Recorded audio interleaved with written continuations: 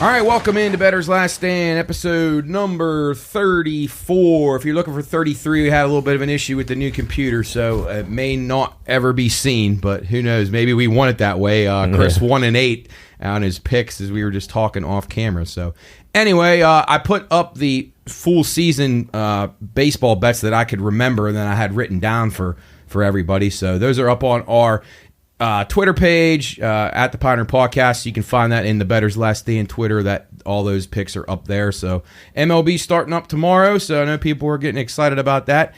Recapping the Bettor's Last Stand picks. Last week we were up almost 5 units. Sam with another win in racing. Sam's going to be joining us hopefully via Skype here in the last hour of the show today to go through his racing picks, and I'm sure he's going to give us some baseball prophecies as well. So he's pretty excited about that. So we'll have him Skyping in, so you'll be able to see Sam in action as we continue to sort through and get our computer fine-tuned and get all of the things ready to have guests on a weekly basis. So Matt and Coach here, Chris stuck in Lower Salem. He won't be joining us today.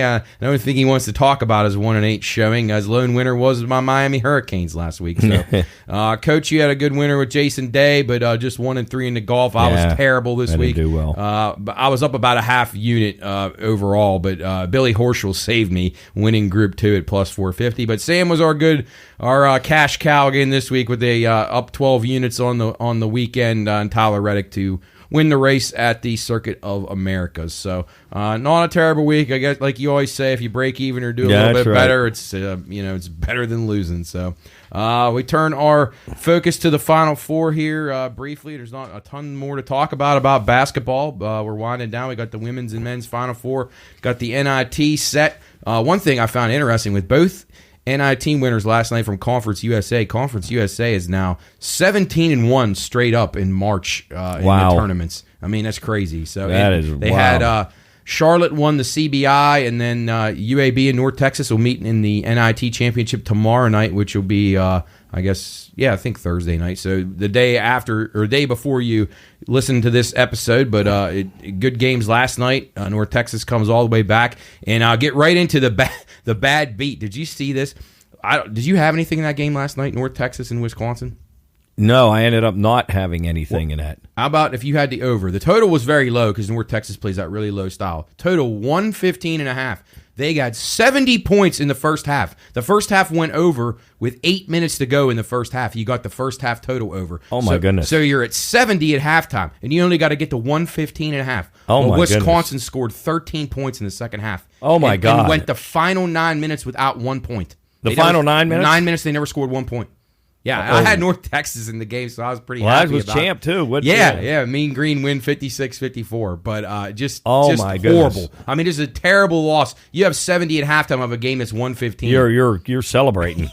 I mean, oh my Lord. Fran Fraschilla, though, gave it the hex. He said, "Oh, this total's gonna fly over the 115." Oh boy, yeah. With about the 12-minute timeout, he said that in Wisconsin never scored from the 8-minute timeout on. They scored with the last field goal was like 9 minutes to go. Wow. So horrible loss there if you had that, and if you had an over in a game that's the total's that low, it's a terrible loss. But, geez, Louise, that's a tough beat. Yes, North Texas and UAB gets the job done in overtime. They don't cover. They win on the money line against who is it? Southern Utah? No, that's not right. Utah Valley. Utah Valley. Mark Matson actually took another job today at Cal, so that's a probably a good hire by them. They had a nice season. So we got an all-conference USA final in the NIT tomorrow. We got Conference USA, Florida Atlantic in the Final Four. Let's just get your overall thoughts on these games. I think these Final Four games both could be pretty good. I know they're not sexy matchups, but they're kind of sneaky good games, I feel like. What do you think? What's your early take on it? I like Florida Atlantic in the game, but I don't underestimate San Diego State. I like that game under. I think that's a very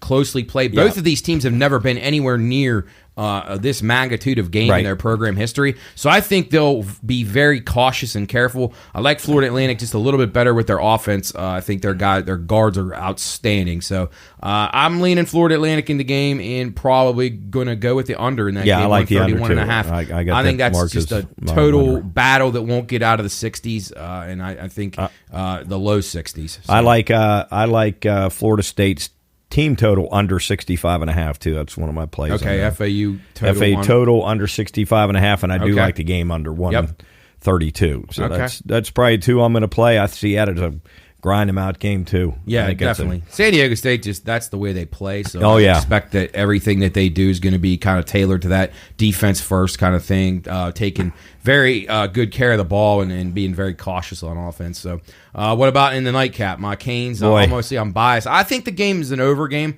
Miami and UConn could both score. I'm going to play that over. I like it over a lot. I'm did a lot of studying on it. It looks like around a 150, 151 game. Yep. But I do like your Canes. I think they're going to hang. I do too. Connecticut's breezed through here, averaging, winning their 4 games by an average of 22.5 points.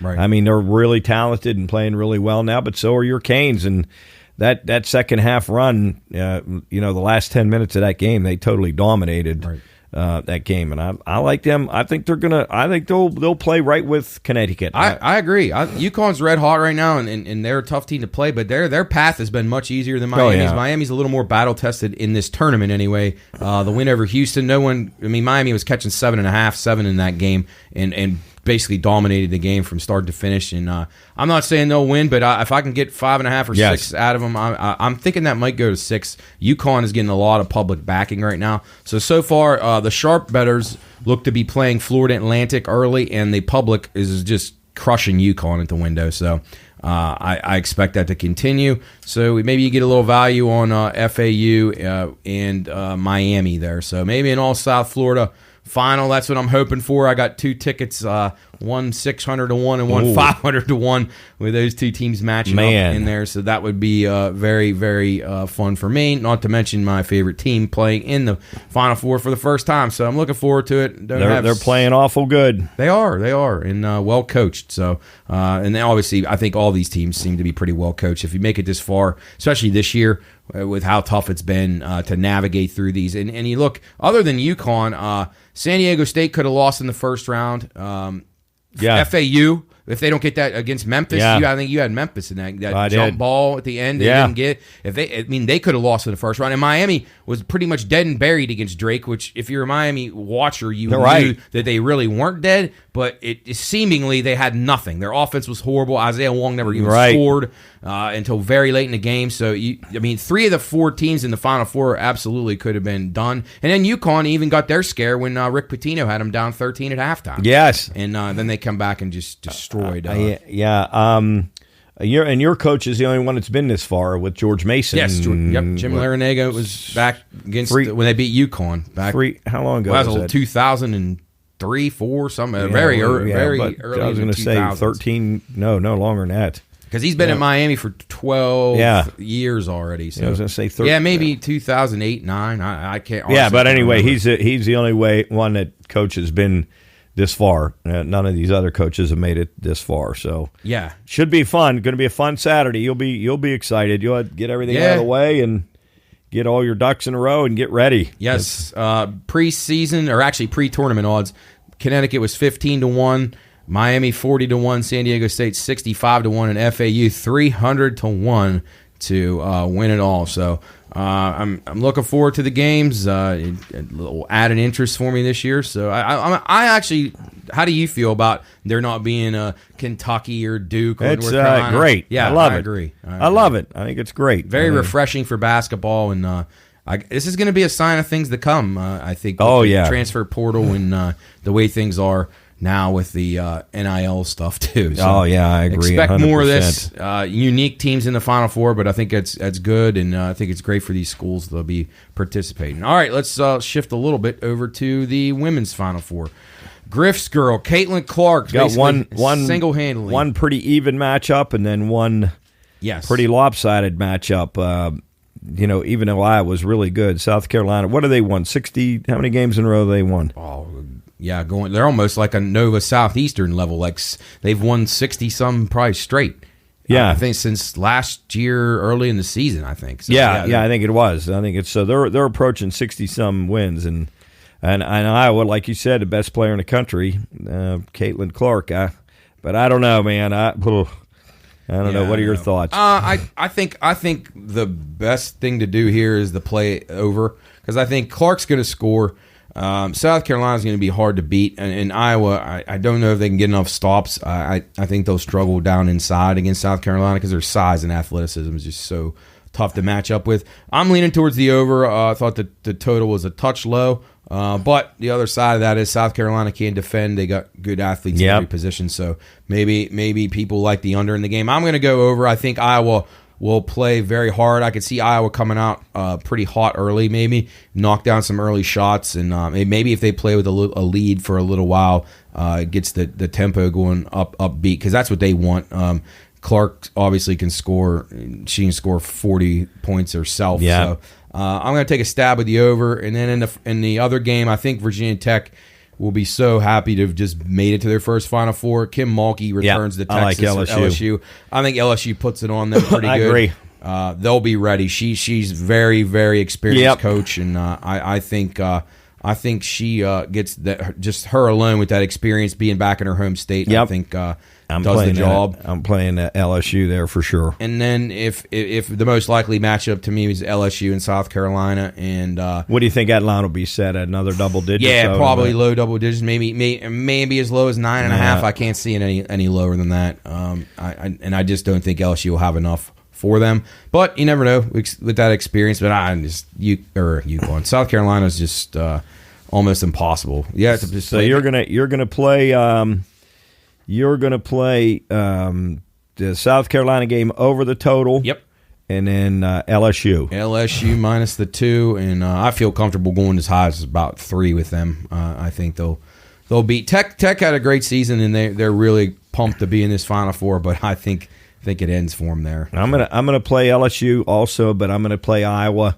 Getting the 11.5. I'd lean towards playing Iowa just because of her. Yeah. And even if you're watching at home and South Carolina jumps out a little bit, you maybe get Iowa at a better number. You could get plus 13, 14, something like that. Yeah, that's why I'd play it. So that's where I'm leaning, Iowa plus the points, and then LSU. I do like LSU a lot. So yeah. Okay. LSU South Carolina final, but hopefully Iowa and then can. Any early thoughts on the NIT game? We're not going to get to it. I don't even know what the line is. I think it was a close line, 1 or 2. Yeah, I didn't see that line. I think UAB was minus 1 maybe when I saw this morning. Let me check and see if I. UAB 1.5, 127.5. And these teams have played each other a few times already this year. So the Conference USA, as we said, has been really good. So. One of the games, UAB, North Texas won 63-52, and maybe they only played each other once. I guess they only played each other one time in conference. 63. Oh no, they didn't. North Texas swept them, 82-79 and 63-52. Oh, okay. So both of those games, one was at 115, and the other one was 161. So, man. This is an interesting trend. You got North Texas is the dog here, but they beat them twice in the regular season. So, and that game is tomorrow night, right? Yes. So tomorrow night. What time is it? 9:30. Yep. 9:30 game. So 9:30. Yeah. So you'll see this after that game, but it should be a good game. I'll check it out. I probably won't stay up for very long with it, but I don't know. I might play the under in the game. Maybe it's both teams are going to want to win, and North Texas' style was just so slow, and they are very good on defense, holding Wisconsin without a basket for 9 minutes. So yeah. So and then we've got Friday and Sunday for the women, and Saturday and Monday for the men, and then the NIT is tomorrow night, right? Yes. So we get 5 straight days of basketball, and then we could put basketball to sleep. So basketball will be asleep until, well, unless you want to wake up and watch the NBA playoffs, which we may ask Sam about that too. He follows the NBA, and we got to get Coley back. Do an NBA playoff preview, because I'll be looking for a few series to bet there. And we'll talk plenty more NBA and NHL once the playoffs start. It's just hard to get into the cards each day when you don't know who's going to play. It's hard to give you winners, because that's all we do on here. Hard to give you winners when we don't know who's going to play, especially days in advance. So, all right, so in the first segment, we talked basketball. We're going to talk a little bit more. Actually, we're going to finish up this segment with NFL. I just want to get your thoughts on these early season win totals and just see if anything sticks out to you immediately. I had a few plays that I really liked. Obviously it's hard to do this without seeing who teams draft and so forth. But was there anybody that stuck out to you as being what you think would be a great over or under yet? Let's see. I like. I'm going to play. I'm going to go into the NFC here in the. I don't even remember the names of the divisions sometimes. The division with the Packers. North, the NFC North. Yeah, I like the Bears over their total of 7.5. That's going to be one of my better plays. And I'm sticking in that same division. I'm gonna play the Lions over 9.5. Okay, so Lions and Bears over, and I'm gonna stay in that same division and give you what I think is just absolutely stealing money is Packers under 7.5. Yeah, I agree with that. I think they'll stink. As Coach just said, the Bears and the Lions are going to be better. I agree. Minnesota's going to be okay. And I think Green Bay, I know Aaron Rodgers is a pain in the ass, but this is a big drop-off for this team, and they couldn't really do anything with him last year. So I agree. I think that's a really good bet. I can't see like them that. winning 5, maybe. Oh yeah, I know. I thought their total should be about 6.5 or 5.5. I was surprised when I saw 7.5. What's your thoughts on the Steelers at 8.5? That's probably about right. Well, that's about right. That's a tough one. We'll have to give more information later. Maybe and it's tough with the draft. You don't even know who these teams are going to draft. I would tend to lean Cleveland over just off of first instinct. I think 9.5. I think the Browns will be a little better this year. I thought last year they had a lot of issues, obviously with Deshaun Watson and not being able to play, and they really kind of lost their desire to even be out there. It looked like towards the end of the year. So I'm maybe looking at the Browns. I don't know. How about your Jags? 10.5. That's a high number for them. First glance, I like them over the total, but boy, that's a heavy number. They got to go 11-7, right? They play 18. Yep, they play 18 games. Yeah, 18. 11-7. I still think they can achieve that, but I'm going to do a little more homework on them. Yeah. Originally, right out of the gate, I like them, but 10.5 is tough. Yeah, and a couple other teams. The draft's going to depend on a lot, like New England, Tennessee, Washington. Right now looks like an under to me at 7.5. I was looking at that too, and I don't know. The Giants, maybe they had a good year last year. Maybe they backslide. New Orleans up 9.5. That seems a little high. I know they upgraded at quarterback, but geez, I mean, maybe just because that division's so bad. And the Colts rumored to be the front runners for Lamar Jackson now, so they're 6.5. So maybe if you're going to take a gamble on that, if they get him, they would probably win 7 or 8. I think at least. How about the Cardinals at 5.5? I think Kyler Murray being out for almost the whole year. I think they're going to stink. I like Houston. Maybe I like them over a little bit. Houston. Yeah. I like the Texans over 5.5. I think that's a little low. I think they're going to have a. I think they could win 7 or 8 with D'Amico Ryans in that division. I think there's going to be some energy in that team. Yes, I think. And they played very hard last year, so I think I like them over 5. I think they could win 7 or 8 games. I agree with that. I agree in that division. All right, and the last one I ask you about, Baltimore's hard to pick yet. What's your thoughts on Denver with Russell Wilson and Sean Payton? Do they get any better? Maybe a little bit. I don't know. Oh man, I don't know. I don't like them at all. But I know they're hard to like. That number there, 8.5. That's probably going to be about right where they are. 8-10, 9-9. Yeah. So that's going to be right on the number. And then Philly and Buffalo probably about right, huh? 10.5. Yep. Yeah. I don't know. Philly's going to be losing a lot of guys, but I'm sure they're still going to be pretty good. In Buffalo, as long as they have Josh Allen, I think. Philly with Hurts is. I don't know.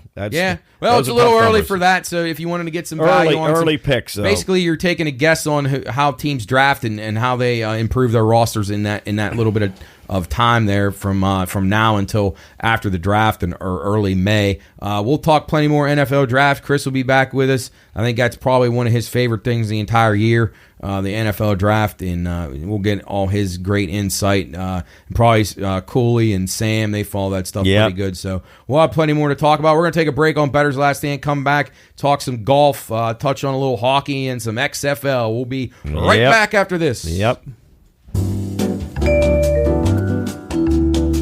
Reminder, Bettor's Last Stand is for informational and entertainment purposes only. All wagering activity should only be conducted by those 21 years of age or older and within the confines of federal, state, and local law. If you or someone you know has a gambling problem, contact 1-800-GAMBLER. That's 1-800-426-2537. You're watching Bettor's Last Stand.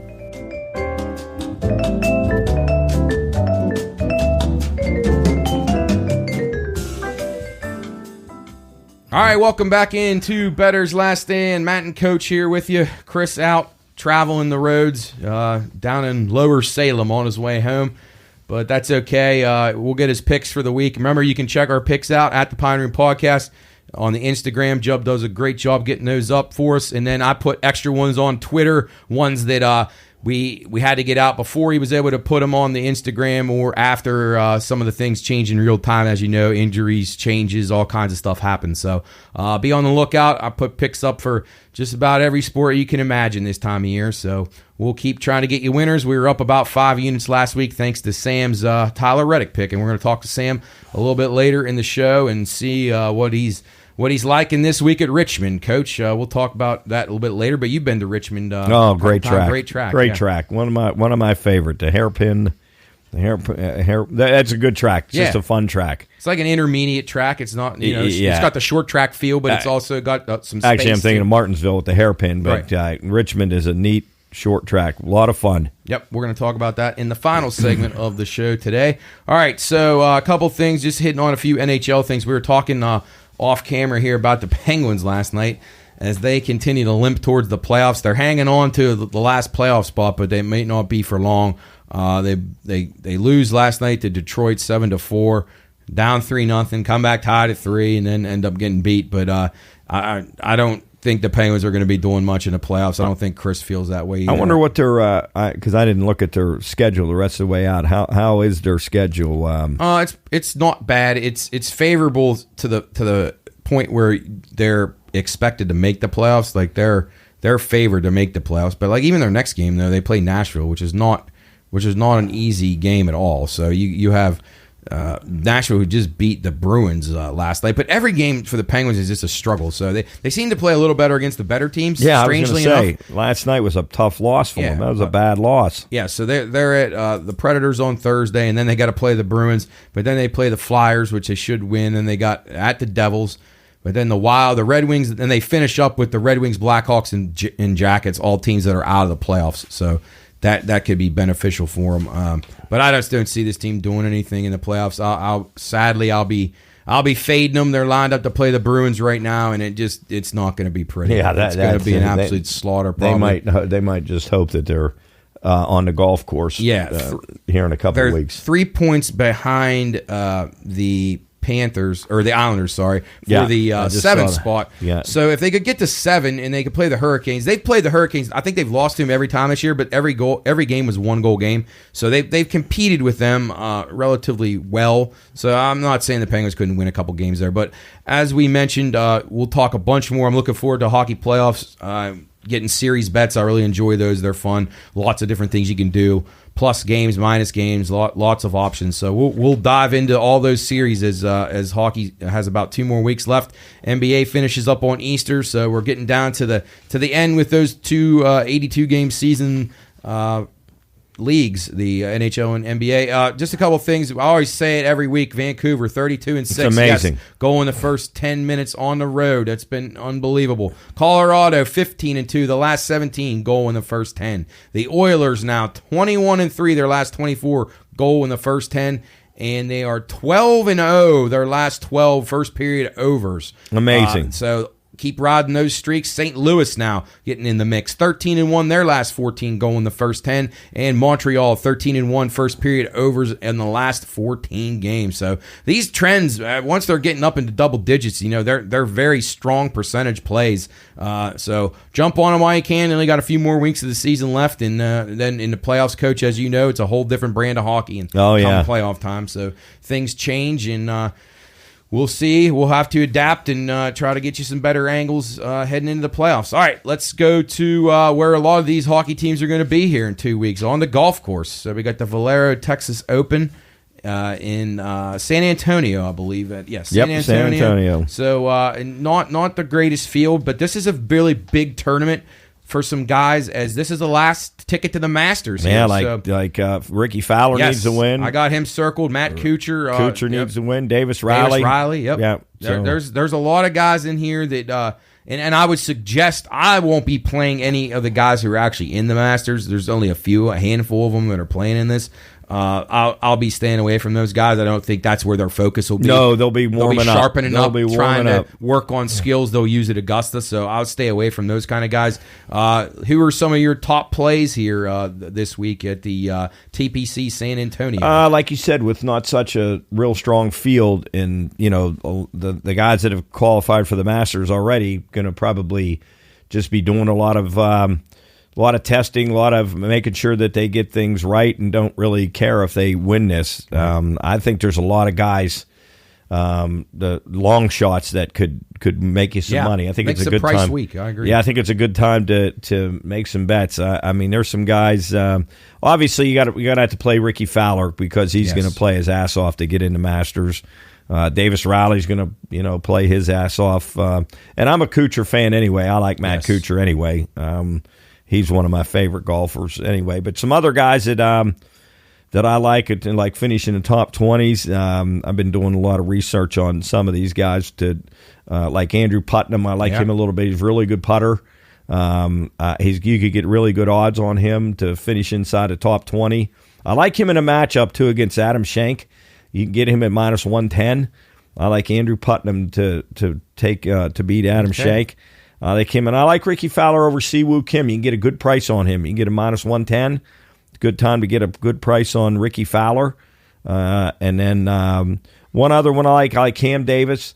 You can get him at a good price over Ryan Fox in a matchup if you can catch that at 110. A couple of guys I like in the top 20. I like Hayden Buckley to finish in the top 20. I think you get a really good price, +900. Good ball striker, really good putter. And in this field, I think he could crack the top 20. And a couple guys I like a little bit.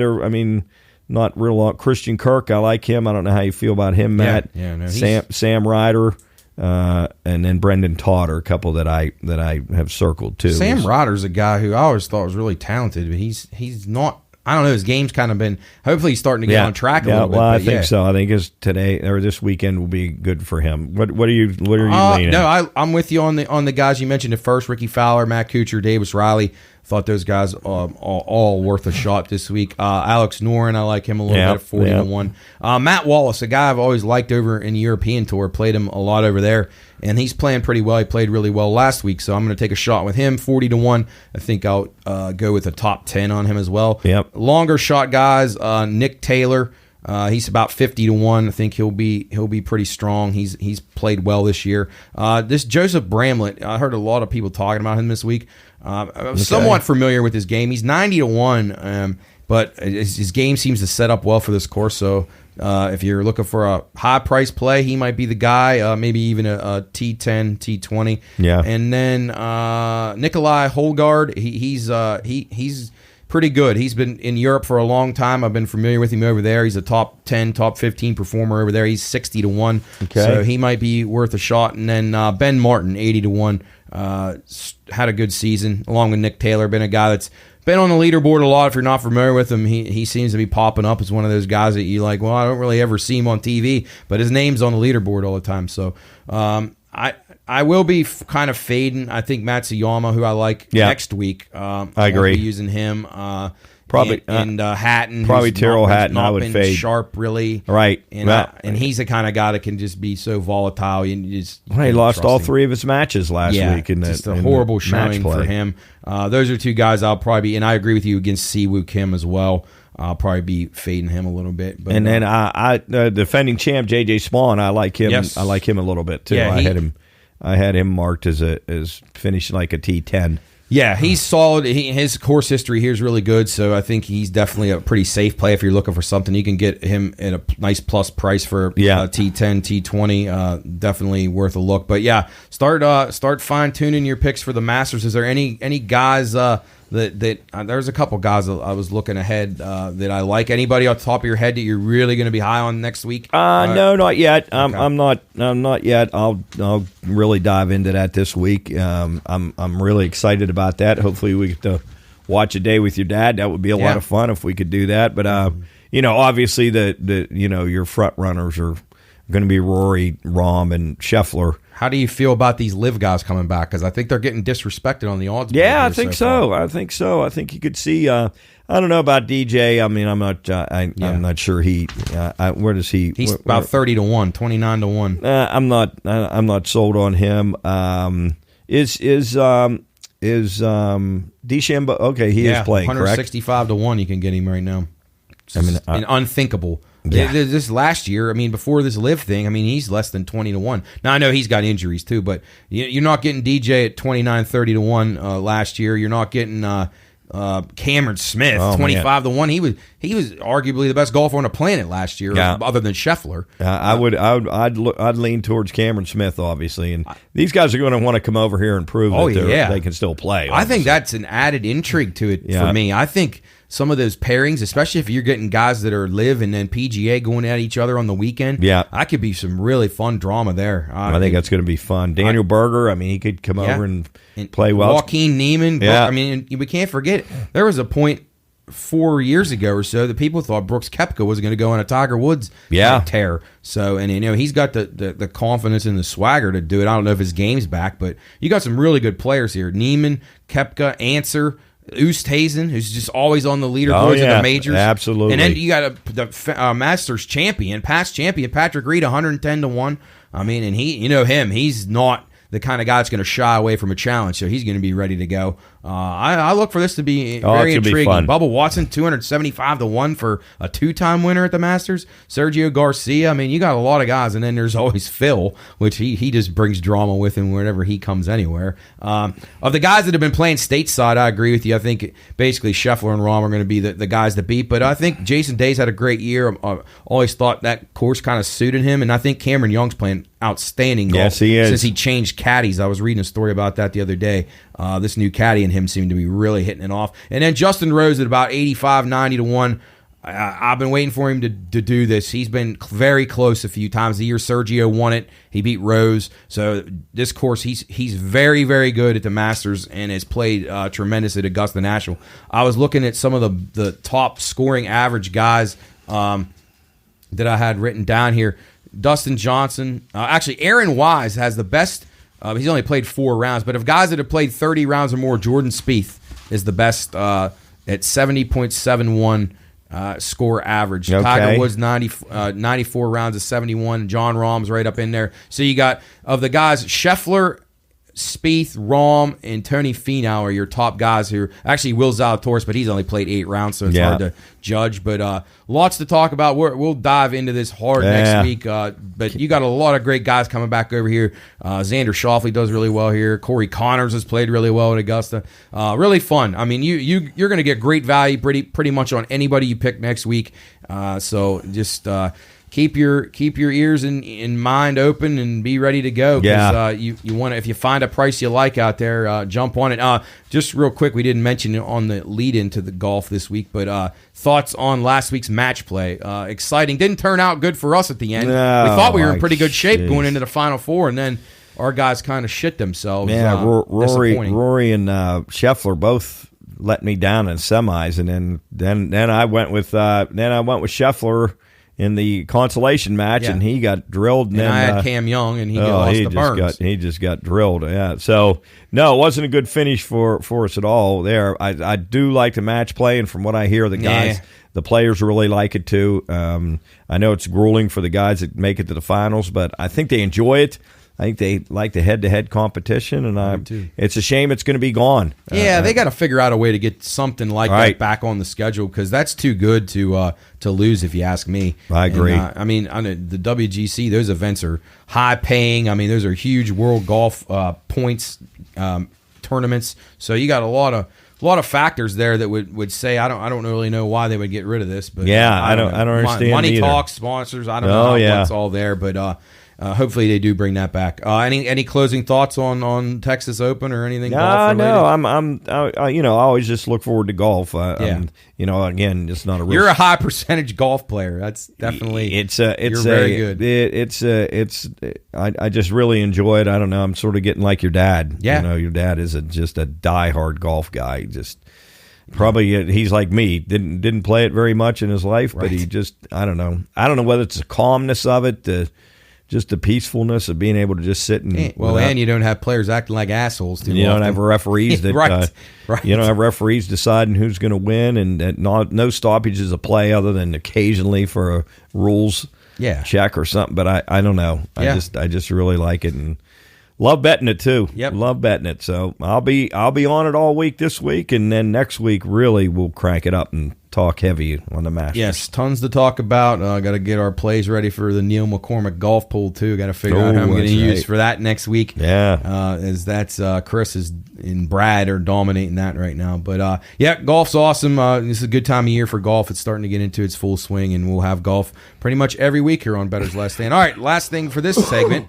The XFL. So again, I've been got a couple I like happy about the XFL. I think it's been a pretty good league so far this year. I think. Let's start out with the game Friday: Seattle and Arlington. It's Seattle on the road, 4.5-point favorite. Total 36.5. Thoughts on this game? I like Seattle. Giving the points. Okay. I think they cover the 4.5. Coming in record 4-2. At Arlington, I really like Seattle minus 4.5. I like that game under. I'm going to be going under the 36.5 on that. I think it's a tightly played game. I think pretty evenly matched teams. So I'm going to be leaning under in that one. All right, then we got two games on Saturday.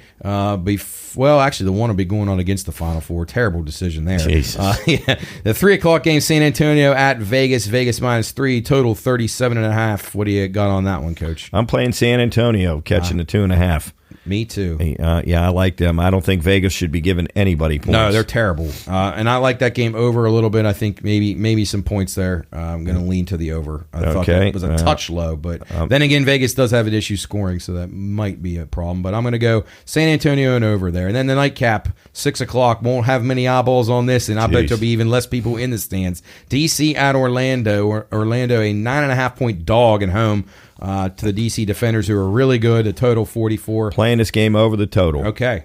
You like it over, and I like DC minus the 9.5. I think Orlando's terrible. They'll give up a bunch of points, but I think they're good enough to score maybe 20. So I'm playing that game over. All right, and then the Sunday, the closer for the weekend, the 2 o'clock kick, Houston hosting St. Louis. Houston minus 3. The total 43. What do we got here, Coach? Matchup of 4-2 teams. Yeah. I'm taking the points. I'm taking St. Louis. Catching the 3. Houston coming off a loss at DC. See what they got. But St. Louis has been a good team. They remind me of battlers. They're called the Battle Hawks, but they're in the game every week. Definitely could almost be undefeated. They've played well the whole entire season from what I've seen of them. I like the over in this game. So I'm going with the over. All right. That concludes the XFL. Again, if you haven't watched that, it's been pretty good. It's Not been bad. Pretty entertaining. We're going to do it again next year. I think The Rock's got some good stuff going there, like some of the rule changes. I wish the NFL would go to some of those. The NFL, we'll talk more about the rule changes and the scheduling differences in the NFL probably next week when we get Chris back. He's Mr. NFL, so we'll have him study NFL. up on that and get ready for that. So, all right, well, we're going to take a break on Bettor's Last Stand. We're going to come back in our third segment, and hopefully we have arrangements made with Sam to join the program. So we will be right back, hopefully with Sam. We're going to talk NASCAR, a little Formula One, some Major League Baseball, and maybe a touch on NBA. That's only if he wants to talk about it, because we sure don't. But I don't. Anyway, we'll be back on Bettor's Last Stand. It's Matt and Coach with you. We'll be back after this. Reminder, Bettor's Last Stand is for informational and entertainment purposes only. All wagering activity should only be conducted by those 21 years of age or older and within the confines of federal, state, and local law. If you or someone you know has a gambling problem, contact 1-800-GAMBLER. That's 1-800-426-2537. You're watching Bettor's Last Stand.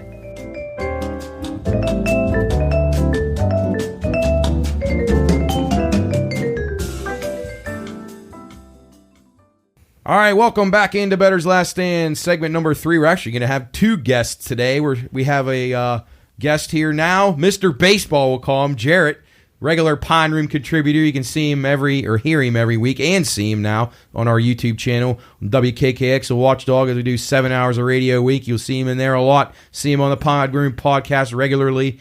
Jarrett was out last night. He had the night off from the regular podcast. Yeah, it was nice. But we want to bring him in today and get some baseball picks from him before we get to Sam and talk some racing and some baseball with Sam. Sam just got home from work. Jarrett's in his little bunker at home right now. So, all right, Jarrett, I'm not going to waste any time. Let's get into the baseball talk right now. I know yesterday on the radio you said you were very high on the Marlins. Tell us a little bit about why you like the Marlins and if you think they can contend in the NL East.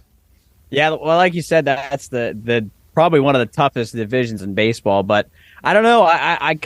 They made some pretty good moves in the offseason. They lost one of their better pitchers in Pablo Lopez, but in return got probably, arguably the best hitter in baseball right now was the AL batting champ in Luis Ariz, and then picked up Jorge Soler, and then they have Jazz Chisholm, and then they're pitching still with Sandy Alcantara.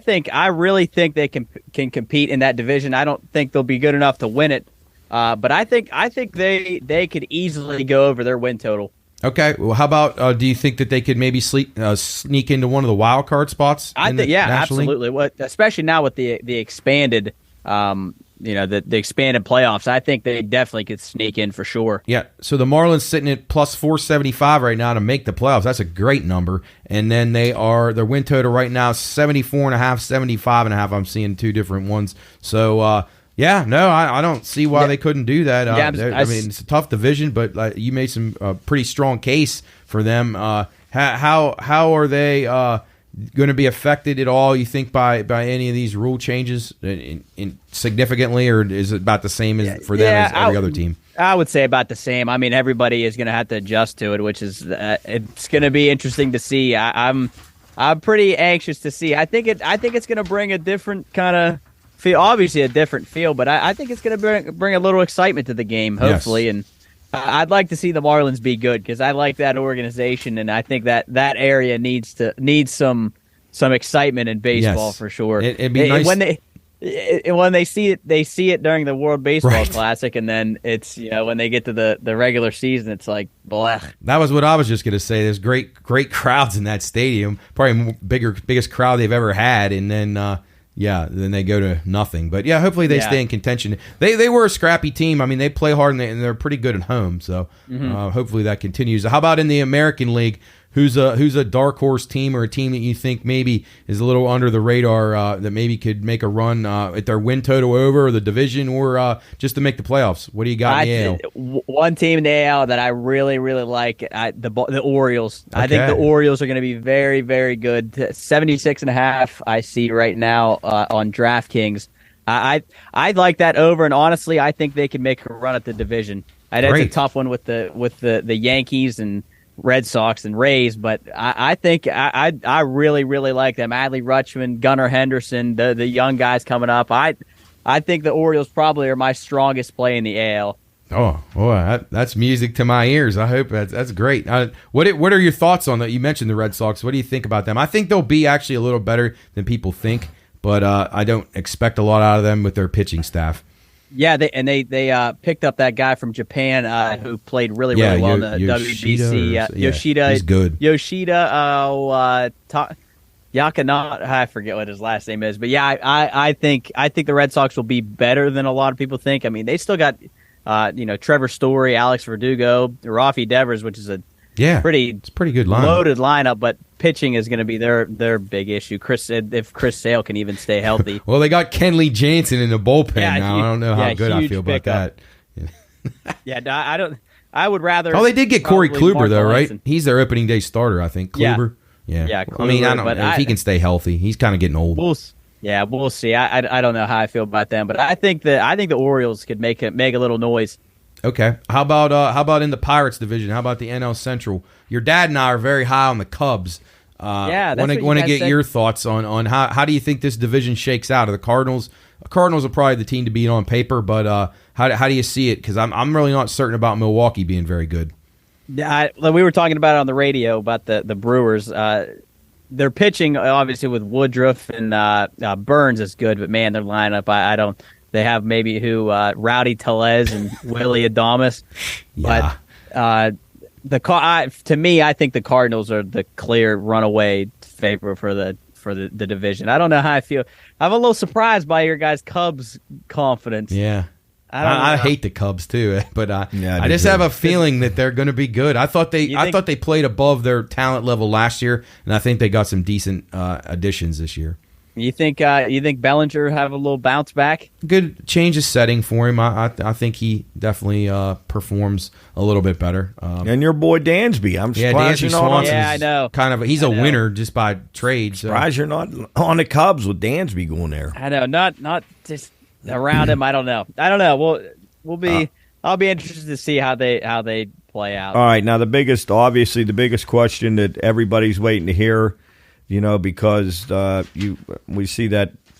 Well, I wouldn't get rid of that jersey. That's probably worth a lot of money. That jersey, I wouldn't dare get rid of it. Drunken Jung Ho, for those of you listening, Jung Ho Gong, Jarrett's gone on. But we need, and the people are sitting on the edge of their seats. Will they surpass their win total this year? Absolutely. No, absolutely. As a non-biased, right. Pirate fan. Yeah. I don't even like the Pirates. Yeah. I think Okay. They're going over. Me and Chris are on the same page. They're gonna go Soup over. too. Yeah, Soup was. Geez, Soup. They could have like 3 guys on the field, and Soup would think that they're going over. But I'm gonna say over just because it's fun. Why not? I can't root against my team. I know you can't. You got to be realistic. What do you guys have it? I see 68.5 right now. Yeah, it actually bumped up a game. Yep, we're talking with Jarrett right now, talking baseball here on Bettor's Last Stand. Matt and Coach with you in the studio. Jarrett remoting in. We're going to have Sam on in a couple minutes. All right, so let's get to these divisions real quick before we let go, Jarrett. NL East, who's your team to beat? That's a tough division, as you mentioned. I know you like the Marlins, but to win the division, Braves, Mets, Phillies. Who are you going with? That's a tough one. I think the Mets have. I think it would have been the Mets with Diaz, but I think that really, really hurt them. So I'm going to go with the Braves. I think that's the best. They're the healthiest right now as the Phillies lost Hoskins. So okay. Yeah, that hurts too. I forgot about the Phillies. Yeah, so tough times for both those teams. All right, you already said the Cardinals. How about in the NL West? Padres or Dodgers, or do you have a dark horse? Man, that's another tough one because the Padres just loaded up. They did. This offseason. I still think the Dodgers, though. They're just too good, and hopefully our boy Michael gets up there soon. He will. Baseball's a long year, as we know. Yep. Who do you see out of obviously the Dodgers and Padres, the two teams to beat? If there's a team in the West that can sneak around and maybe get into the playoffs, I doubt it's the Rockies, but I'll let you decide. D-backs or Giants? Who would you go with there? I think the Giants, but I'm not sleeping on the D-backs. Yeah, though. your dad likes the D-backs. Could sneak into the playoffs. I really, really like that Alec Thomas guy. He played for Mexico in the WBC. I really like him. And Corbin Carroll. That's the guy for he's one to watch for the Rookie of the Year. He's a player. I thought the Diamondbacks had some good young players last year. I thought they were again a team that overachieved, along with the a team. We'll go to the AL Central now. I thought the Royals were the same thing. A pretty deep nucleus of young talent. They're just not ready yet. What are your thoughts in the AL Central? Was that a two horse race between the White Sox and Guardians, or does somebody else, or the Twins, I guess too? Who's your team in the AL Central? That's always such a weird division. I feel like they always are just underachieving. It'll kind of be tight beginning of the year, and then the Guardians or they'll pull away a little bit. But I don't know. That's a really tough one for me. I think the Royals could be sneaky good. The Tigers won't be any good. They'll be horrendous. But I don't know. I would say right now I kind of like the Twins a little bit to maybe make a little noise, but I'd say Cleveland probably It always seems like one team in that division always plays really well, like you said, at like the midway point of the year, and then the other teams just all fall apart. Yep. Like they never get two teams in anymore. The White Sox just collapsed last year. That's a They're team too talented to be that out. bad again this year. I cannot figure out that team. The Guardians, though, you're right. They're the most stable. Well, Terry Francona is a great manager, and they're very stable. So they'll be hard to knock off. All right, AL East. You already mentioned a little bit about how tough that was. You like the Orioles. Who wins the division there? Yankees, Jays, or like you said, the O's may have a shot. Gosh, again, another. There's really a lot of good divisions. There's some really good divisions, and there's some really bad. Like divisions. the one we're going to talk about last is probably the easiest one to pick. Yeah. I mean, again, all of those teams, the Jays, Rays, Red Sox, Yankees, all of those teams are good. Right. And we saw it last year how close the race was, but probably going to win the division. I'm going to say the Yankees. I think the Yankees are just too good right now with Judge and then I really like Anthony Volpe, their new shortstop. I think they're gonna hit some home runs, that's for sure. Yes, definitely. All right, and then the AL West. Can anybody compete with the Astros? I know the Mariners are a pretty good team. I guess they'll be the next closest one, huh? Yeah, probably the Mariners really the only team in that division. The A's are just I almost feel bad for the A's how bad they are. The Rangers are another team that I can't figure out. They should be on paper, they should be great, but they don't perform. Do they have enough pitching depth? I know they have DeGrom now, and it'll come down to that. Their lineup's not bad, but and they got the other lefty for them, and I can't remember his name. He was pretty good last year. Suarez. I forget what his name is. But anyway, I don't know. I don't know how you can't win with Seager and Simeon up the middle. Same way the Angels can't win with Trout and Ohtani. Yeah. But I mean, the Astros just dominate that division. I don't think it'll even be close again. They might even repeat as World Series champs. Do the Angels have any chance of making the playoffs? I don't think so. Their pitching just is not good enough. And really, their lineup's not even that good besides Trout and Ohtani. Right. And Rendon, maybe, if he can stay healthy. Boy, I mean, he's fallen off the face of the earth since he went out west. He was the greatest thing ever in 2 years ago. Couldn't get him out, and now he's... No. Yeah. All right, so before we let you go, if you have to make an early pick, who's matching up in the ALCS if you had to make a pick today? Ooh.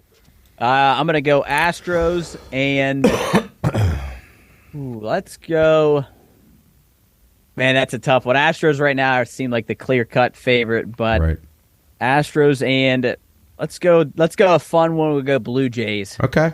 That's actually the exact same one that I have. All right, how about the NLCS? Joey, this is hard too. Man, that's a tough one too. Cardinals and Padres. Okay. I'll have the Padres in there, definitely. But I would have probably had the Mets, but I can't bet them now. So nope, they're a mess. Maybe our Cubs will make a run, Coach. Yeah, I don't know. Who do you like, Dad? Who do I like? Yeah, in the AL and NL. I can't ever bet the Yankees because I don't ever see them winning big. I can't see the Astros not being there. Man, that's a tough one. Can't be anybody out of the Twins. Oh boy. Jeez. All right, I'm going to say the Astros line up against. Oh geez. I'm going to have to say the Yankees. I hate to say it. Okay. Yuck. That's an awful pick. And hopefully the Yankees. I hate that pick. That's terrible.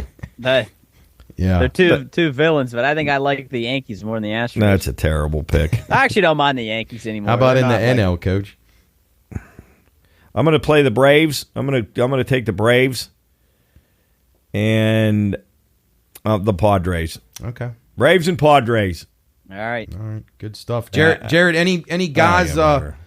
Anybody stick out to you in any of the statistical categories that you're high on? Home runs, strikeout. I don't know if anything comes to the top of your head. Anything you like as far as those go? Season long stuff. You think Trey Turner will put up a lot of stats? I think he is going to have a monster year. By the way, he's swinging the bat right now. Hopefully, he doesn't hit too bad of a skid. You know how that goes. He'll come out opening day and the first 3 weeks and just have like 2 hits over 3 weeks. But how about, let me ask you this one. These are two guys that I bet. to lead the league in steals. I want to get your opinion on them. Starling Marte at 30-1 and Cedric Mullins at 8-1. You like either one of those guys? Ooh, that's Marte. That's an interesting one. I don't really like that. I don't like that too much. I just thought because the Mets may try to steal more bases this year. I took a shot, so that's not bad. How about home run leaders? Yordan Alvarez was my top pick in that one. Yeah, I like that. That guy, jeez, he is an animal. Yeah, he's really good. All right, Coach. Anything else for Jarrett before? No. Give me. How about a couple opening day winners tomorrow? Come on. Ooh, I got a couple I like. I like the Brewers Cubs under. Burns against Stroman. I think that'll be a low scoring game. 2-1, 3-2. I like the Reds a lot against the Pirates. I like the Angels -1.5 with Shohei with Ohtani on the mound against the A's. A's stink, and I like the O's against the Sox. Those are my 4 opening day winners. Oh man, take those, folks, and take it to the bank. Yep, I'll post those on the 3 out of 4 is going to come in for us. I'm gonna. All right, my 2. I got 2 here for you that I like. You guys aren't gonna like the second one, but the first one I like a lot. I like the Yankees tomorrow against the Giants at home. I like the Yankees a lot. And then I'm gonna go with my Buccos. I think they'll win tomorrow. They always seem to play good on opening day. All right, so you're against Coach on that one. They're facing a potential Cy Young winner tomorrow. He'll be too wild tomorrow. I like the Braves pumped tomorrow. Up. He'll overthrow. Braves -1.5 is my best bet tomorrow. Okay. I think they'll crush Patrick Corbin. He was like a pinata last year. Okay, so you're the Braves. You're the Braves -1.5. And then I'll take a little look maybe at the Blue Jays, but on the road at St. Louis. But I don't know. Is that Manoah guy lost any weight, Jarrett? No, he's still big. That worries me. Our West Virginia guy. Yeah, I worry about him. I like Mets and Marlins under, too. I think that maybe. That's Marlins under. See how we do. See if we get off to the start, a good start, and keep it rolling. If Champ had a phone, I'd get him to call, but he's got phone problems because he's the baseball guy. So, Jarrett, thanks for joining us here on Bettor's Last Stand. We greatly appreciate it. We're going to go over to your cousin Sam now, talk a little racing. We're going to get his picks on baseball as well. So have a good evening, and we will see you on the radio station tomorrow. Yep. See you guys tomorrow. Good talking a little baseball. Glad it's here. Thanks, Jarrett. All right, guys. Later.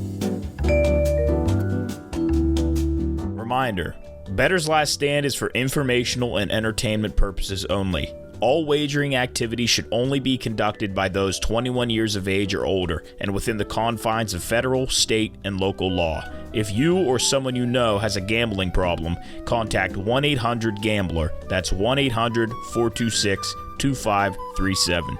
You're watching Bettor's Last Stand. All right, welcome back into Bettor's Last Stand. We are joined by Mr. Sam Pavlik here to talk some racing and to talk some baseball, maybe get some NBA winners from him. He's a man of many talents. Sam, great of you to join the show again. We're glad we got the Skyping all connected up. We tested it with Jarrett a few minutes ago, and now we got you. So welcome to the show. Yeah, it's good to see you guys. Hope everybody's had a great day, and I'm ready to talk some sports. So, all right, so let's not waste any time. We'll finish with baseball since that starts tomorrow. Let's get into NASCAR first. This is your main wheelhouse right here. NASCAR and F1 back in action this week. NASCAR Cup Series goes to Richmond.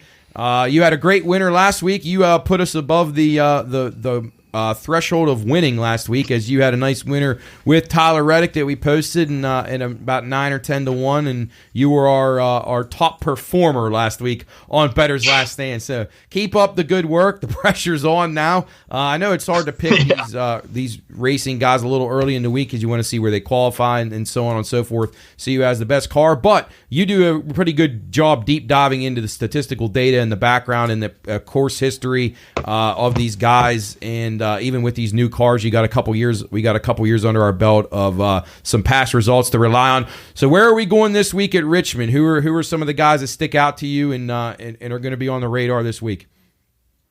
All right, so 2 things I'm going to point out right off the bat. Kyle Busch, the last 4 races that have been at Richmond. He's top 10 in all of them. So he's almost a lock to get a top 10. It's just money. I looked at all the old races. He starts well, he finishes well. Right. And also a little sleeper here. We got Kevin Harvick. Yeah. Last 2 years, last 2 years, first and second in these races, and Harvick's on that last hurrah.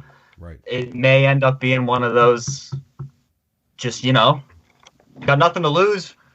Last race at Richmond, I could definitely see an old man like Harvick getting it done. Yes. Also, I mean, all these Hendrick cars, the Bowman and Byron combination.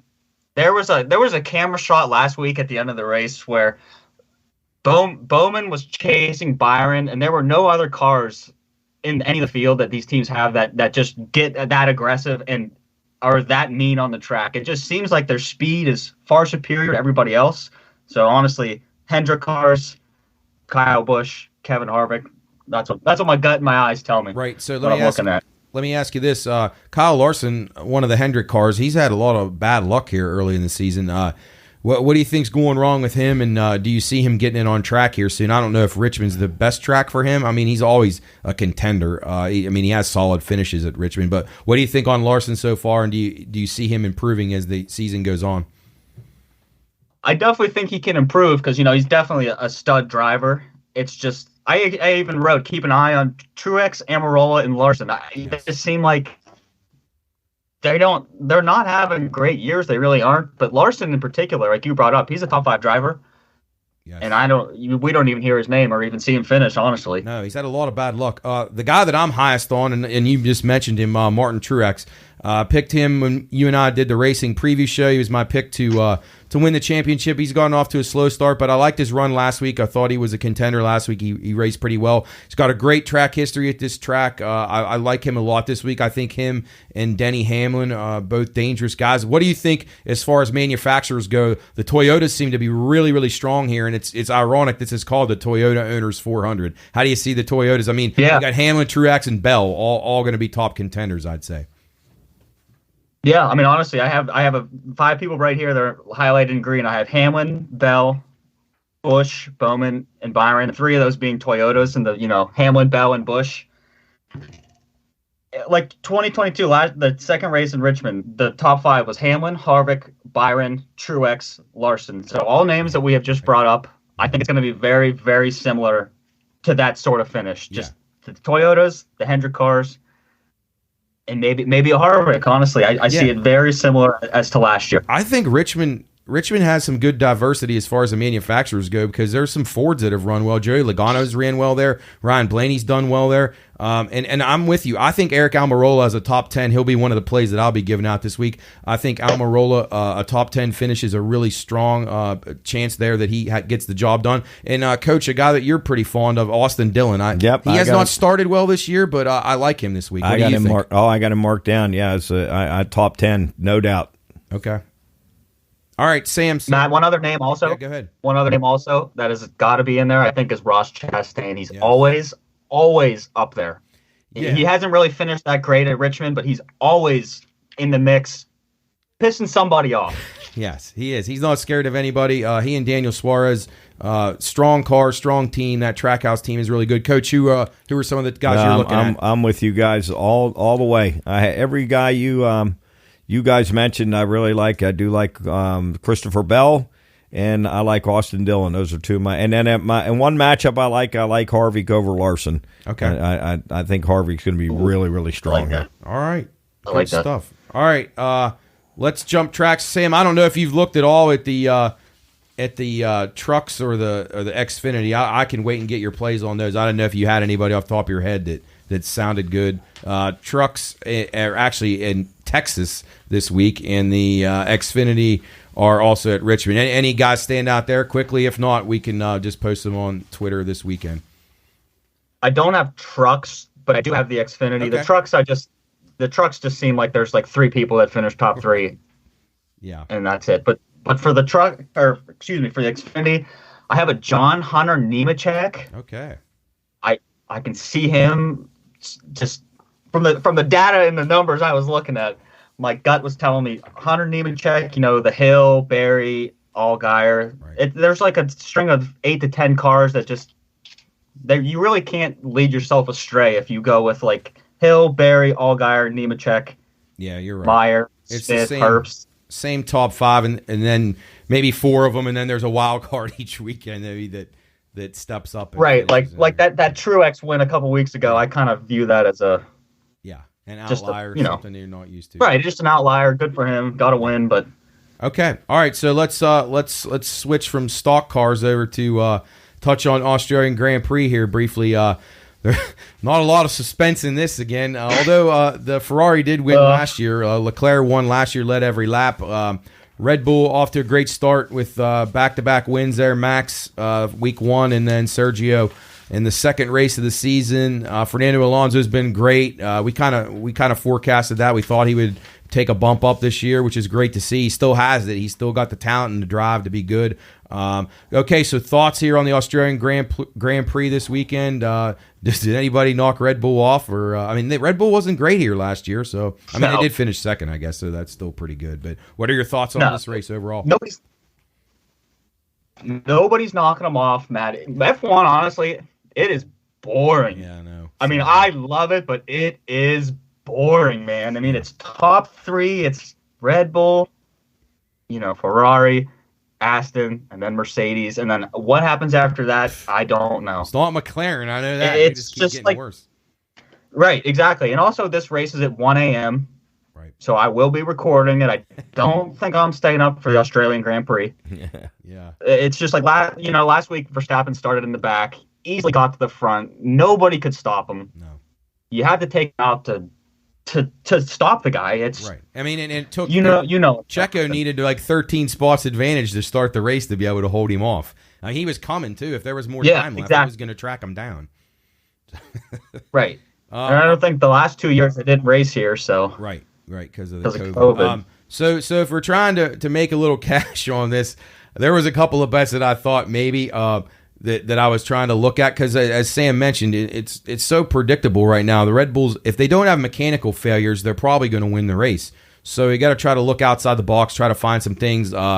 Teams with 2 in the top 10 or 2 in the top 6. Do you think Aston Martin can continue their strong performance so far and maybe get 2 in the top 10? Something like that could be worth a play. Or I took a shot maybe with Fernando Alonso to have the fastest lap at plus $5. I don't know. And anything stick out to you? Maybe Alpine double top 10, something. Any of those sound good?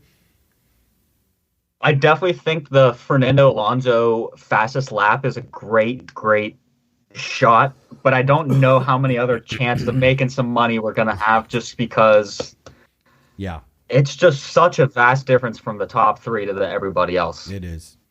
It just seems way more distance from this year to last year. They're supposed to be Alonso finished well with Alpine last year. Yeah. What are your thoughts? What are your thoughts on Mercedes going forward? I was considering maybe both of their guys in the top 6, but now when you start getting down to it, if Ferrari runs pretty well at this track, you got the 2 Red Bulls, the 2 Ferraris, and then you got to figure Alonso's in there. So that's 5 of the top 6 right there. So George or Lewis has to try to get by one of those sets of teammates. I think George is the better driver than Lewis right now. I think Lewis is something's in his head. Something's going wrong. You can't win all those titles and then just go backwards this much. Yeah, I know. It's a shame for him, actually. Probably all because of the equipment, but who knows? Maybe he's lost a little bit. Yeah, it's just like Lewis Hamilton he's a top 3 driver. Yeah, I know. It's for me, at least. I just view it like the Jimmy Johnson thing. Like, the more you race, the more you don't win, the more your legacy is just tarnished. Yeah. Well, we'll see if Lewis has anything as the F1 season continues on. Australian Grand Prix set for 1 a.m. on, I guess it's Sunday morning technically, but so enjoy that. We'll put the picks up on social media, who we like. Again, it's hard to beat Red Bull, but you never know, Sam. As you know well, qualifying could play a role here. If you have somebody has an issue equipment-wise, where you can get Verstappen starting 14th in plus money to win, he's still worth the bet, right?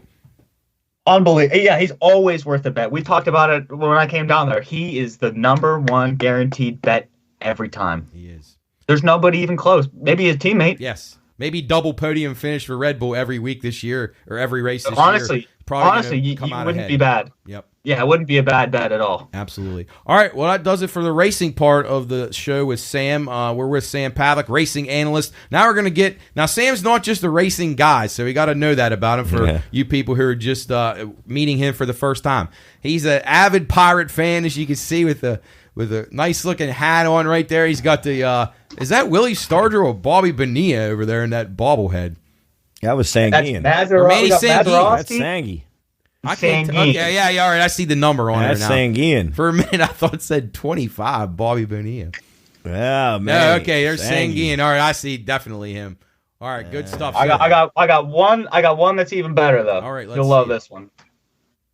Oh, Duke, Doman, and Duffy. Yeah, we have that one. That's your Uncle Chris's favorite bobblehead ever, I think. Oh my God, what a joke! Yeah. All right, so Sam is a guy of many talents. He's into the NBA, he's into the NHL, he's into MLB. Since MLB's starting tomorrow, Sam, let's go to baseball. Who are some of the teams you're high on? I know I talked to you over the winter a few times about baseball, and you were talking about how you're kind of high on the Blue Jays, and you were trying to find a couple other teams that maybe got you some value as far as baseball betting goes. Where did you end up, and who are some of your front runners? My gut, I keep going back to this team. It's the Baltimore Orioles. All right. That's Jarrett's. Jarrett loves. We all like them. Awesome. I don't know what it is. They just have talent. They were good last year with little talent. It just seems that it's snowballing and like too much positivity for the Orioles. I think that they can just string together enough wins, and I don't think that their division's that great either. I really don't. You think I kind of think I think the Red Sox are down. I don't think they'll be horrible. I don't think the Rays are a little bit down, and I don't really like the Yankees that much. Is that your thoughts too? I don't either. You think Toronto's the team to beat in that division? I think so. I love that they have good pitching, good bats, good a good field. Like they're solid all around. Yes.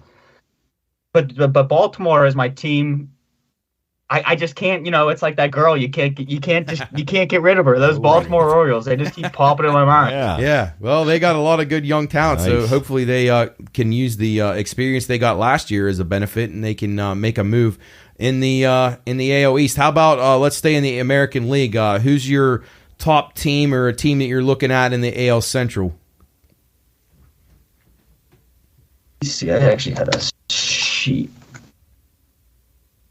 right here. All right. I hate to say it, and I'm not a fan of them at all. I think it's the Guardians again. Okay. They're going to be solid. I really do. I don't think the Twins are good. Me either. Like, I think the Correa's, whatever. Buxton's always hurt. Yes. I really don't think that they're anything. Tigers stink. Royals stink. Honestly, the White Sox kind of stink too.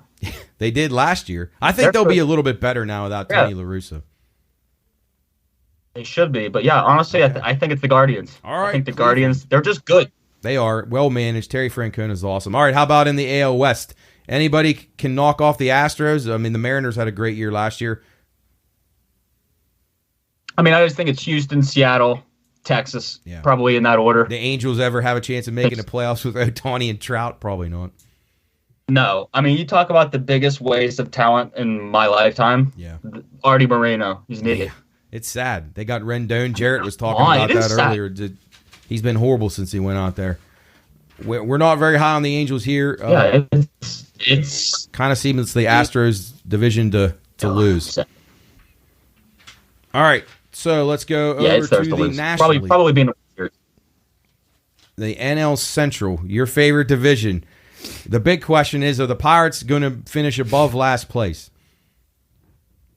Yes, they will. Okay, so you think the Reds will be last? I really think they will. That's not a positive thing that I'm saying, but they will finish above last place, yes. Okay. Will the Reds be the team in the basement? Yeah, definitely. Okay, and who wins that division? Coach and I are very high on the Cubs. We think the Cubs will have a good year. I love the Cubs. The Cubs are underrated. They made great moves. I think Happ is a way better player than people talk about. Yeah. I just think that overall they have good fielding. They got Dansby. They got good pitching. Yeah, we're high on the Cubs. Jarrett was the one who wasn't. He was just lukewarm on the Cubs, and he loves Dansby Swanson, so we were surprised about that.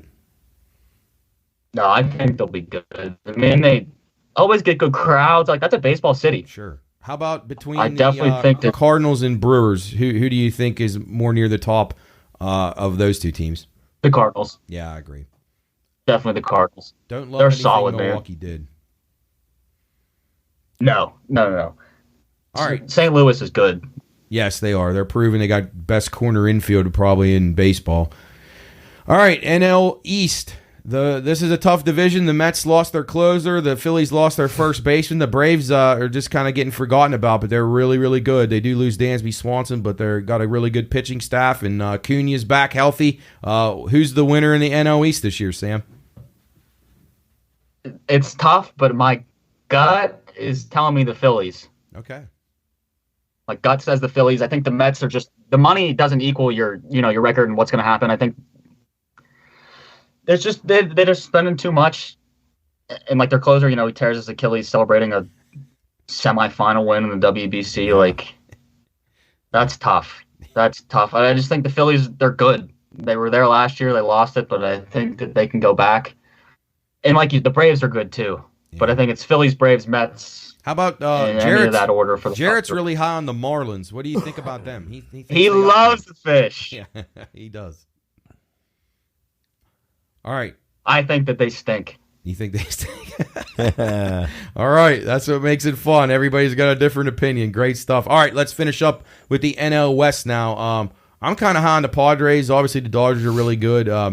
What do you like in the NL West? Who wins it? And is there any dark horses in this division? I could maybe see the D-backs making some noise. Okay. They have some good players, but the Rockies, they're bad. Terrible. They're terrible. Chris Bryant's a terrible signing. They're just That sucks to be a Rockies fan. Coach is pretty high on the D-backs. Yeah, I like the D-backs too. I think they're going to be a little. I'm with you, Coach. Who wins the division, Sam? Dodgers or Padres? Padres. Okay. I like they're that. They're damn good, man. I think they're going to be very dangerous. Anything you mentioned tomorrow's opening day with Jacob deGrom. What was that bet again? 7.5 innings? Yeah, there's an under 7.5 innings on DraftKings that is plus 120, and they are playing the Phillies. It's Phillies at Texas, so it's a home game for deGrom. Right. Under 7.5 innings. I don't see him going more than 7. I like that bet. I like that a lot. This game has no importance other than it's opening day. There's 161 The Phillies more. are going to know him. They've only faced him 1,000 times, so that's probably helpful too. They could work some counts and get some string together some decent innings against him and run that pitch count up. And these guys aren't going to be in a hurry to get these guys their arms up to over 100 pitches the first game of the year. So I think you're right. That's a good find by you. Anything else stick out on the weekend? Any teams that you like heading into weekend series as MLB gets kicked off tomorrow? Well, let's see. I had another thing here. The pitcher props are what I love. It's just because some of these pitchers are so damn good, but there's just not a lot of good value in them. deGrom is the best value I've pretty much found in these pitchers. That's a really good find because I'm betting that as soon as we're done with the show. Yeah, it's a lot of these other pitchers, man. They're just not projected to go long. I don't know why they think deGrom's going to go so long. Right. Yeah, I agree. How about with the Pirates with Mitch Keller and Hunter Green? Do you think the Pirates? Actually, I'd like to put a number out there. The Pirates over under 5.5 hits tomorrow. What do you think about that? Yeah, that'd be a good bet. I think it's under. I was looking at. Oh man, it's so funny you say that. Well, I was looking at the over under in the first inning for that game, and I was going to bet it, but there wasn't any good odds. Were you going to bet a run to be scored, or were you going to bet no run? Well, there's not good odds. Over half runs is minus 105, but over 1.5 runs plus 280. Think Mitch Keller could get no problem. Yeah, the first inning props, Coach, you bet those a decent amount. Yeah, they can be frustrating. Yeah, I get slaughtered on them. Yeah, they're tough, man. They are tough. They are really tough. Sam, anything else baseball for the weekend or full season stuff that you want to share with the listeners before we finish up with a little bit of NBA?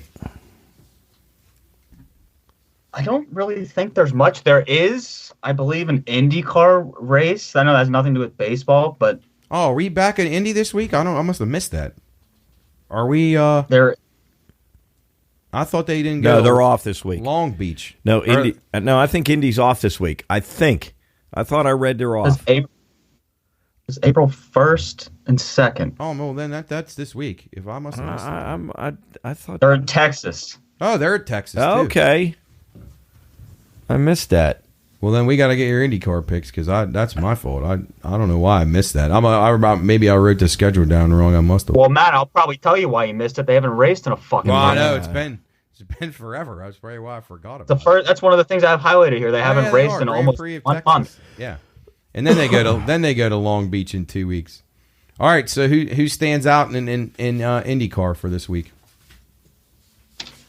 It's just like Joseph Newgarden, That's Scott Dixon. Those are two names I keep seeing over and over and over. And I think Scott McLaughlin, my pick to win the whole series this year. I think he can win it.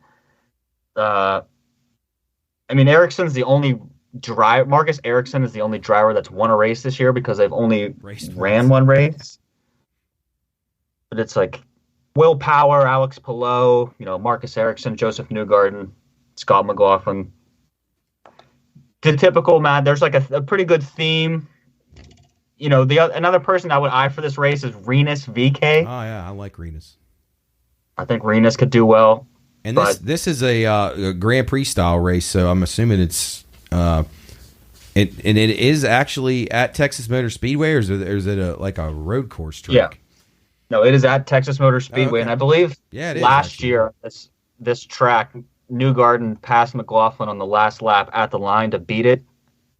And in that order, it was Newgarden, McLaughlin, Ericsson, Power, Dixon last year. So, well, Newgarden is going to be tough to deal with, definitely. And then, as you said, McLaughlin, Dixon, these guys, just tons of experience. I do like Renus VK as a dark horse, though. I think he's pretty good on these oval-type tracks, so he maybe's in the mix for a top 5 or a top 10.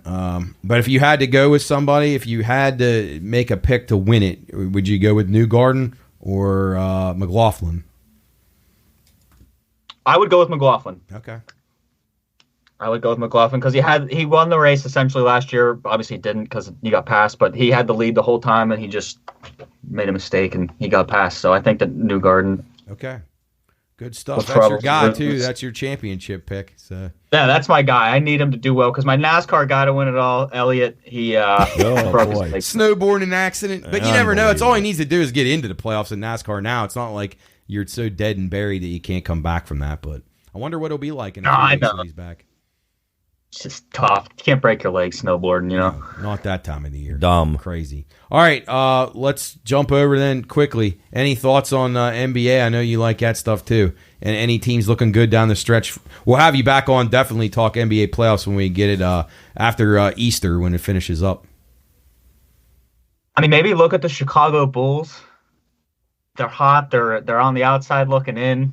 It's the NBA's tough because the teams that are very bad in the NBA, they really give up. The Bulls are 36 and 39, and the 7 seed is 40 and 36, which is the Miami Heat. The 4-game difference, it's not that much. No, you're right. And the Bulls right now are in the play-in tournament, right? Right. Yeah. So they're going to be playing probably, I guess, Toronto maybe. Yeah, the 6 seed is the Nets, and they have 40 wins, and the Bulls are the 10 seed, and they have 36. Okay. So take a little peek at the Bulls. Maybe they're a little dangerous. I think they've been up and down this year. I've had them a couple of times, and they've looked all right. So we'll take a shot. Anybody in the Western Conference look all right? They could be enticing. I've been high on the Thunder this year. Chris and I talked at length about them. They had a bad loss the other night, though. They lost to Charlotte last night. Terrible loss. Yeah, brutal. What are your thoughts on the Warriors or the Clippers? Any of these teams? They've kind of all played possum all year. They haven't been healthy. Who looks? Yeah, I think those teams are. I think the Clippers are junk. Yeah. I really do. I've hated the Clippers for a long time. Paul George. I don't understand why Paul George has a signature shoe. I don't understand a lot of things. I don't get it. He has no rings. I do not get it. Yes, I'm with you. But something I see in the West is the Pelicans are the 8th seed at 38 even, 38 and 38. And the Thunder, like you said, are 37 and 39. I could see those switching and the Pelicans miss the playoffs easily. Okay. Do you think Dallas is dead and buried? That trade hasn't worked out very well for him. Kyrie. Yeah, I think they're really down. I think Luka's down. Kyrie's just doing what Kyrie does. Typical, just destroyed from inside out. It's like, I hate to say this, Matt. The Rockets are fucking 18 and 58.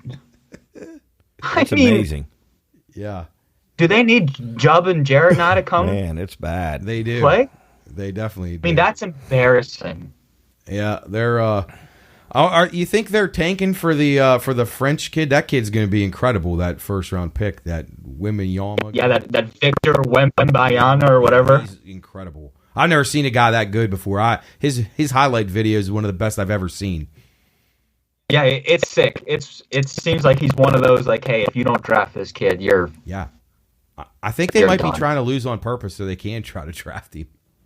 That might be honestly the play. Honestly. So, I don't know. All right, any closing thoughts, Sam, before we let you run? This was really fun. I'd actually love to get Coach and Matt, your guys' prediction on the Pirates. You know, we're hometown guys. We gotta be honest. Are we hopeful? How are we feeling? You know, hopeful for what? Just anything better than last year, Coach. Honestly, they may be a little bit better. I mean, they may be a little bit better last year, but they're not going to reach 68 wins. There's no way. What you tell me? You're a big Pirate fan. What is better about them this year than last year? The thing that's better about them, it's not on the field, which is the unfortunate thing. I think it's just like having the McCutcheon in the locker room. The McCutcheon, the Santanas, the veterans, you know, guys that have been there to get the Cruz, get somebody that understands O'Neal Cruz and can just get that guy to... There's not a 6'7" shortstop in the league other than him. Yeah. You know, it's like McCutcheon's been the MVP. He came from the minors. He worked all his way up. He knows what it's like to just grind. Do you think... I think that's good. Yeah. I don't think it equates to wins. Do you think that that having the veteran leadership you spoke of with Kutch and Santana in the clubhouse will prevent things like guys sliding into third with their cell phones in their pocket? No, I don't think that. And that guy actually, Matt, is still on our team, and he's projected to be one of our better players. That's what Jarrett said. Yeah. So, well, hopefully they. I mean, he can swing the bat. Their pitching is suspect. You got a 30. Well, how old's Rich Hill's 42. I mean, 5-inning Rich. I don't know. I just don't see him being much better than they were last year. How about behind the plate, Sam? What do you think of Austin Hedges? I mean, really? Come on. Get him out. Get him out of there. He's got to be the worst catcher in the league. Get him out of there. I can't believe Henry Davis isn't up here. Yeah, I wonder why he can't. I can't hear about it? Because can he not? I'm sure he can hit. Can he just not handle it defensively? I think it's all about service time. Yeah, well, that's true. You know, you bring up these players at certain times, and then it's like they have one less year under your control. So if we bring them up after said date, we have them a year longer. I honestly think that's the only reason. Hey, so too, just tailing off that, do you anticipate catchers are going to be more important this year defensively than they have in a while with the new rule changes, not being able to throw over more than twice the first? I mean, do you think there'll be more stolen bases this year? Is that something you would expect? I hope. Yeah. I hope we can get back to some Ricky Henderson type numbers or anything along those lines. Yeah, I agree. What about the pitch clock? Was that pitch clock? What do you think about that? And the batter having to be ready by 8 seconds. I love it. Yeah, I agree. Do you guys like it? So far, I kind of agree. Yeah, Jarrett said maybe 5 extra seconds when there's nobody on base. Maybe they could adjust it, but I like it. I'm a fan. I like what they're trying to do. Yeah, I mean, it's definitely just get in the box, get in the road, get in your motion, and let's go, baby. Yeah. All right, well, Sam, it was really fun. We're going to be doing this regularly, so I'm glad this went well. Our first experiment with some Skype interviews with our great analysts. We had Jarrett on. We have Sam. that's going to do it for us here on Bettor's Last Stand. Sam, best of luck this weekend. Go Bucks. We'll have all your picks posted on the Twitter page and as we get things on Instagram at the Pine Room Podcast. So be sure, viewers, you check all that stuff out. Get the winners. We got MLB cranking up this weekend. Lots to talk about. Racing in full swing. Golf, basketball, NHL playoffs around the corner. We'll have Sam's input on all this stuff as we get closer to summer. All right, Sam, thanks, buddy. Have a great evening, and we'll talk to you soon. See you, Sam. Appreciate it, fellas. Have a good one. All right, see ya. All right, that does it for us here on Bettor's Last Stand. Matt and Coach here in the studio. We will be back with you next week, hopefully with Chris, and we will have regular guests like Sam on every week, and probably get Jarrett here as baseball kicks in full swing. Get Cooley back on to talk some NBA as we approach NBA playoffs here in a couple of weeks. Coach, any last thoughts before we shove off for the night? Skype was neat. Thanks, Job, for getting that up and running. That's pretty cool. We can do all that from home, and had Sam on, had Jarrett on. That's going to be cool down the road. So absolutely. Yeah, thanks, and good luck to everybody. I hope you make some money this weekend on the Final Four, not only the men, but the women, the NIT, and we'll see you next week. All right, have a great weekend, everybody. This is Bettor's Last Stand. We will be back next week and ready to give you winners. Have a great afternoon and rest of the weekend.